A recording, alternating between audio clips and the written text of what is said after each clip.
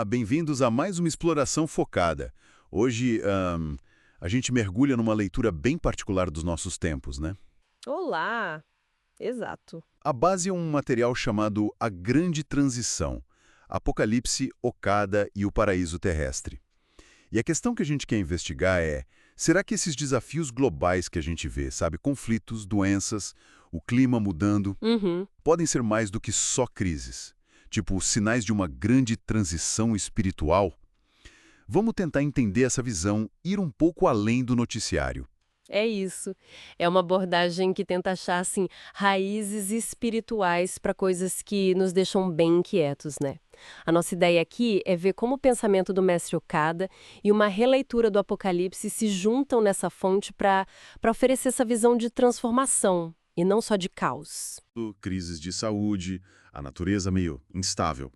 Mas aí entra logo um conceito do Okada, a tal da mácula espiritual.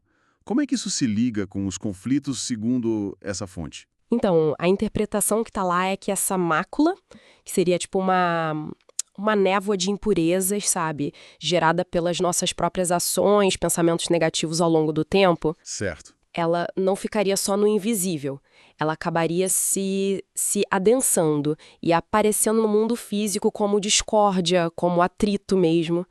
A guerra, nesse olhar, seria a manifestação extrema desse acúmulo de energias ruins, tipo o ódio, o egoísmo. O ponto principal é essa conexão quase direta, né? Entre o estado espiritual de todo mundo e o que acontece no material. Entendi, então não é só uma figura de linguagem, é quase uma dinâmica de causa e efeito para esse texto. E essa mesma lógica valeria para as doenças também, essas que a gente vê surgindo ou voltando. Exatamente. As doenças são vistas como um reflexo dessa condição espiritual, só que no corpo. Impurezas que a gente acumula, seja por maus hábitos, pensamentos ruins, emoções tóxicas, enfim, elas acabariam saindo como doença. Hum, Mas olha que interessante, não é visto só como castigo, seria mais como um processo de purificação mesmo, um sinal do corpo e do espírito buscando se reequilibrar, sabe? faz sentido. E o mesmo vale para as mudanças climáticas. Seria uma resposta do planeta, que é visto aí como um ser vivo, à desarmonia que a gente causa, né, com exploração, materialismo excessivo. E é aqui que a coisa fica, para mim, ainda mais uau. A conexão com o Apocalipse, porque, né, a gente ouve Apocalipse e pensa logo em fim do mundo, destruição total. Sim, sim. Essa é a imagem mais comum, com certeza.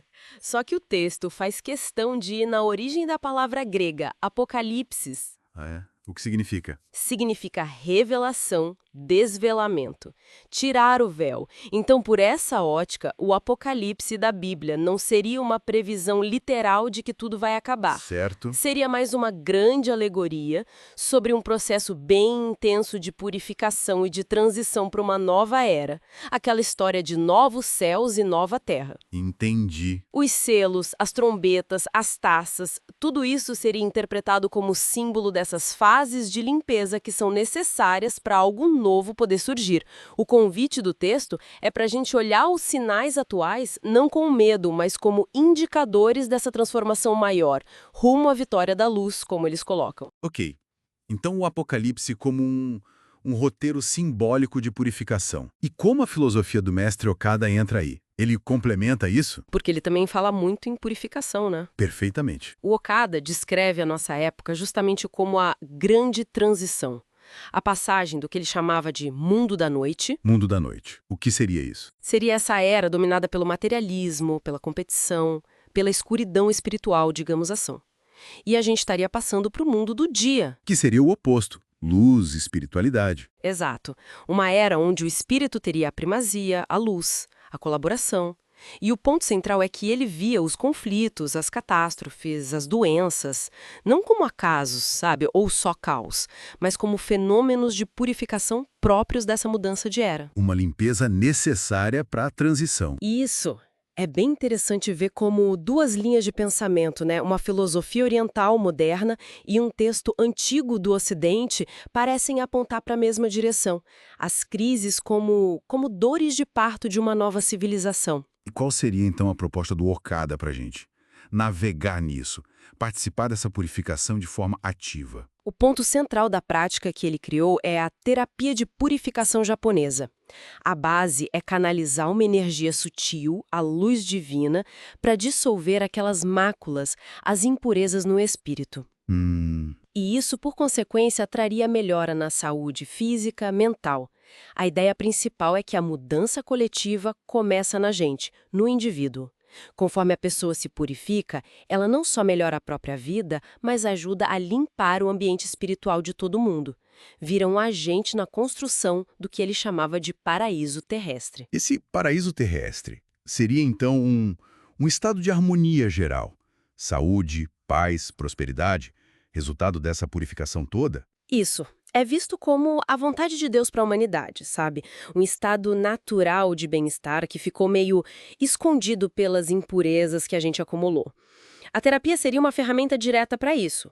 Mas o texto fala também que coisas como cultivar gratidão, ser altruísta, buscar o amor incondicional, tudo isso já é, por si só, uma forma de purificação, de se alinhar com essa nova era de luz. Entendi. Então, a mensagem que parece ficar é que, olhando o cenário de hoje, a atitude não deveria ser de medo, de achar que não tem o que fazer, De jeito nenhum. mas sim de se engajar, né? De forma consciente na própria melhora, na própria transformação. Precisamente. A perspectiva é de um papel ativo, decisivo até. Cada um que se dedica à própria purificação, seja pela terapia ou por essas atitudes que a gente falou, não estaria só se ajudando. Estaria de fato ajudando a dissipar essa névoa coletiva, se tornando um farol de esperança, como diz o texto, e um construtor dessa nova realidade que se busca. É um chamado para a responsabilidade de cada um como a chave para a mudança do planeta. Então, fazendo um resumo rápido, a análise que sai dessas fontes sugere que a gente pode olhar para as crises de hoje não como o fim da linha, mas como parte de um processo. Um processo de revelação, de purificação, uma transição, como Okada descreveu, e que ecoa nos símbolos do Apocalipse rumo a uma era de mais luz, de mais consciência. E o motor dessa mudança toda estaria no esforço de cada um para essa limpeza espiritual. Exato. A proposta é ver nesse momento como um grande despertar, sabe? Impulsionado por uma lei de purificação que seria parte do universo. É menos sobre destruição chegando e mais sobre uma chance incrível de renovação. Pra gente e pro coletivo.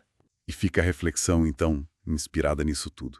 Se a construção desse paraíso terrestre começa na mudança individual, com práticas que estão ao alcance, né, como gratidão, altruísmo no dia a dia, qual seria o impacto real, visível, se mais gente começasse a incorporar isso de verdade na vida? Fica aí para a gente pensar. Até a nossa próxima exploração.